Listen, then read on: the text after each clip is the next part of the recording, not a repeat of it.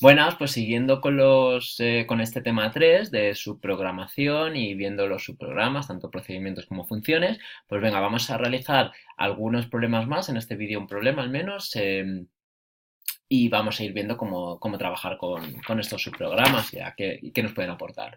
Bueno, en este caso vamos a ver, nos pide el enunciado que realicemos un programa que sume dos números aleatorios entre 1 y p.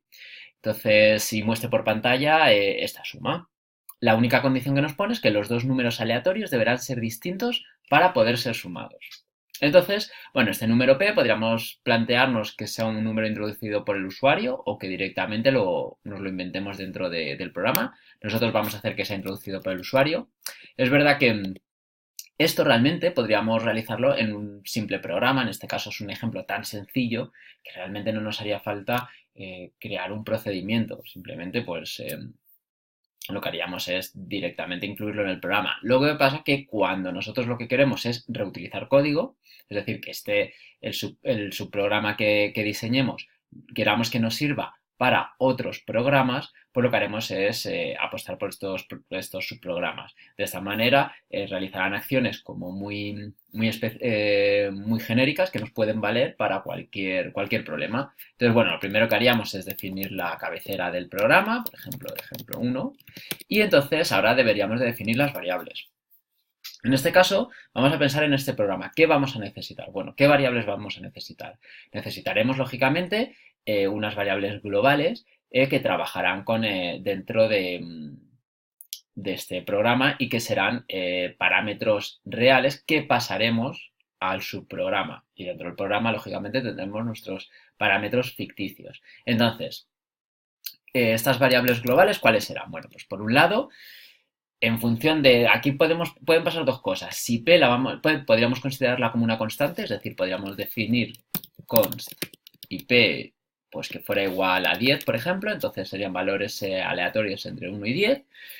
Eso sería una opción, pero en nuestro caso vamos a hacer que P sea una variable, es decir, vamos a hacer que el usuario la pida la tenga que introducir por teclado. Entonces, tenemos una P que será una variable de tipo entero, y dos números enteros que vamos a pedir que vamos a generar de manera aleatoria, que van a ser el n1 y el n2, con lo cual estos van a ser variables tipo integer, entero, y entonces a continuación en esta zona de declaraciones lo siguiente que declaramos son los subprogramas. En este caso, ¿qué vamos a hacer? Vamos a utilizar un subprograma que simplemente genere números aleatorios.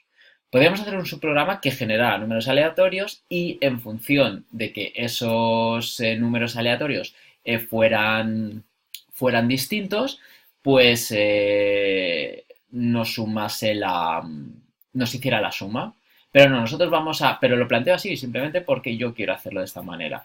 Vamos a hacer eso, un subprograma que lo que haga es simplemente generarnos dos números aleatorios distintos con un valor, un rango hasta p, ¿vale? Entonces, ¿qué deberíamos de utilizar? ¿Qué vamos a devolver? Es lo primero que tenemos que pensar.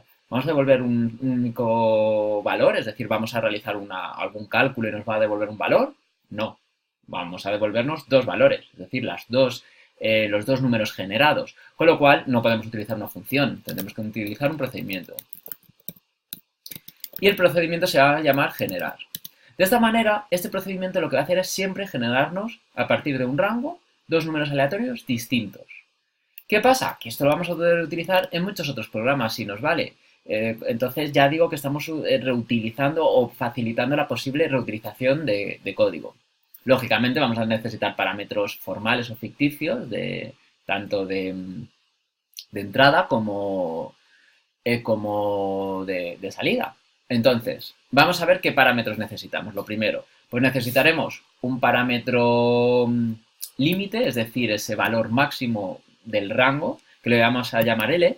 Lo podríamos llamar P, igual que en el programa principal, igual que esa variable global principal. Pero yo lo voy a llamar así porque quiero, simplemente para que veáis la diferencia. Pero que es lo mismo, quiero decir que no pasaría nada. Si lo llamáramos P, nos daría igual. Estos son parámetros ficticios y luego le pasamos unos parámetros reales. Que la variable coincida en nombre no significa nada. Realmente, que coincida en espacio y memoria sí dependerá de si lo definimos como parámetro formal o parámetro parámetro por referencia o parámetro por valor. Entonces, ¿qué variables utilizaremos entonces como parámetros formales o ficticios? Teníamos la L como valor máximo de este rango de valores aleatorios y luego un número 1 y un número 2, es decir, los dos números que vamos a generar. Pues lo voy a llamar A1 y A2. Nuevamente los podría llamar, los podría llamar N1, N2. Por supuesto, no pasaría nada, pero simplemente para que veáis la diferencia. Y esto, ojo, que es una L, no un 1, ¿vale? Muy bien, pues entonces estos van a ser los parámetros formales o ficticios que utilizaremos solo dentro de nuestro procedimiento, su programa. Lo primero que tenemos que pensar es, ¿qué tipo de parámetros van a ser? Bueno, pues L sabemos que va a ser un parámetro de entrada, es decir, en el programa yo voy a pedirle al usuario que introduzca un valor y un valor que establezca el rango máximo de valores aleatorios. Entonces eso será de entrada, obviamente va a venir desde el programa principal, desde esos parámetros reales. Pero luego A1 y A2, ¿dónde se van a generar? Pues se van a generar dentro del procedimiento, con lo cual se van a modificar dentro del procedimiento y van a ser parámetros de salida. ¿Van a ser de entrada-salida? No, porque nosotros no vamos a introducir un valor desde el programa principal. Simplemente vamos a introducir una variable vacía, que no sabremos lo que tendrá, y dentro de este procedimiento se modificará esa variable. Con lo cual, ¿qué nos falta aquí? Lo primero, definir las variables, estos parámetros formales dentro, ¿vale? Entonces, el primero tendremos que L es integer, ¿vale? Y A1 y A2 serán enteros, pero van a ser parámetros ficticios por referencia, es decir, se van a modificar dentro del cuerpo, es decir, van a ser parámetros de salida. Y repito, L va a ser un parámetro ficticio por valor de entrada solo. Pues vamos a definir este procedimiento. ¿Tendríamos alguna variable interior?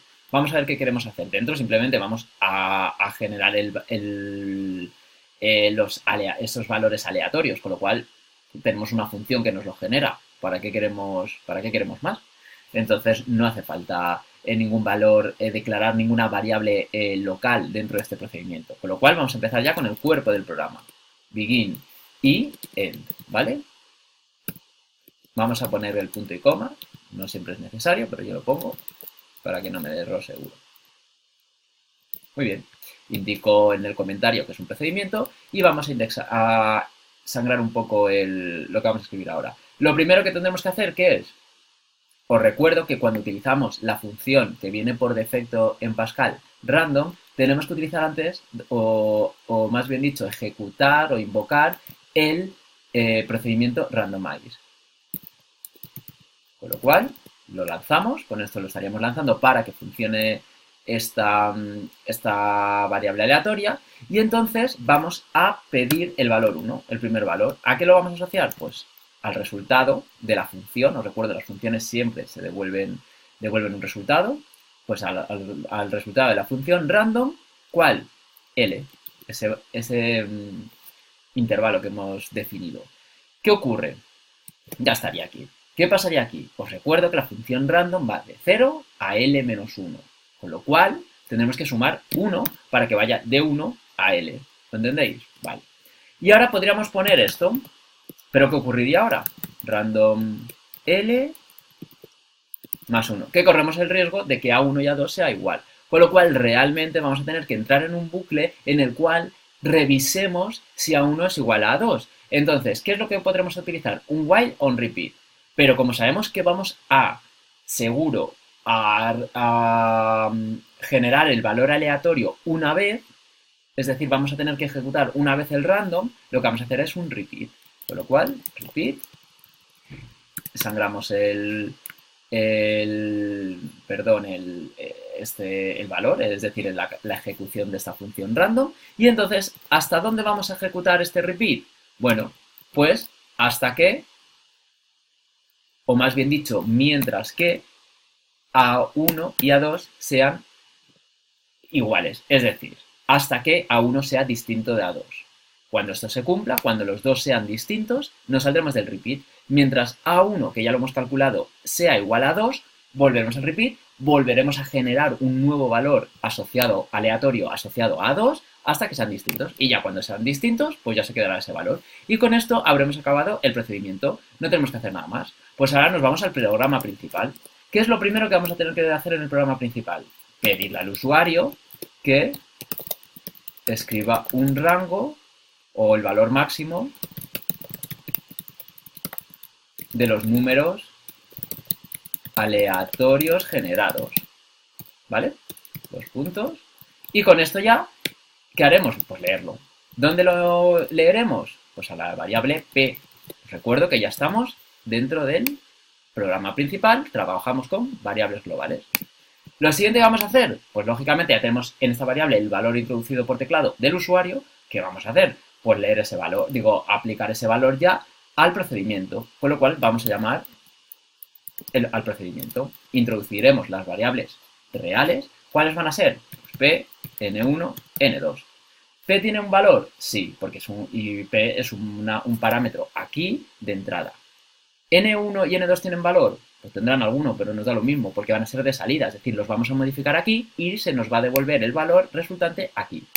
Si dentro del procedimiento P cambiase, en este caso L, no ocurriría P, seguiría siendo el mismo valor. ¿Por qué? Porque es una variable solo de entrada. Pues muy bien, dejamos este valor, generar P1, N1 y N2. N1 y N2 cuando sale del procedimiento automáticamente tienen asociados los valores resultantes aleatorios distintos y entonces lo único que tenemos que hacer es mostrar por pantalla el resultado de la suma de, y vamos a escribir, por darle un poco más de gracia, N1, siempre os recuerdo que las expresiones van separadas con comas. N2 y las variables no tenemos que poner el apóstrofe solo lo ponemos en los caracteres, ¿vale? N1, N2 es igual ¿a qué? Pues a N1 más N2. Os recuerdo que los procedimientos no valen, no devuelven nada. Que si yo pusiera generar aquí, estaríamos cometiendo un error, a diferencia de las funciones que sí podríamos ponerlo. Entonces, ponemos, si esto, por ejemplo, directamente devolviéramos el valor de la suma, quizás podríamos haber hecho una función, podríamos haber hecho la función que generase números aleatorios y hiciera una suma. Pero entonces realmente seguramente no nos valdría para otros programas. Imaginaros que quiero en otro programa generar números aleatorios distintos que se resten. Tendríamos que hacer otra función. Con lo cual, de esta manera, con este procedimiento nos valdría para cualquier caso los que quisiera generar dos números aleatorios distintos. Entonces ya vamos a ver el resultado. A veces parezco tonto ahí como insistiendo tanto en esto. Vale, y con esto acabaría la función principal, el programa principal. Y vamos a hacer una prueba. Aquí lo que vamos a tener que introducir es el rango, ¿vale? Os recuerdo que por pantalla vamos a tener que introducirlo. Y vamos a ver cuántos errores he cometido a la primera o si lo... Mira, fijaros. Ay, a ver. ¿Veis? Escriba el valor máximo, el máximo de valores aleatorios generados es 10, ¿vale? Entonces, el resultado de la suma de 5 y 1, generado dos números, ha sido 6. Vamos a lanzarlo sobre 100. Y esto no sé por qué no se ve mejor, pero bueno. Vamos allá. Bueno, a ver. Pues, ¿qué me dice ahora? Ahora nos ha generado dos valores, 47 y 90, y la suma 137. ¿Veis cómo el programa funciona?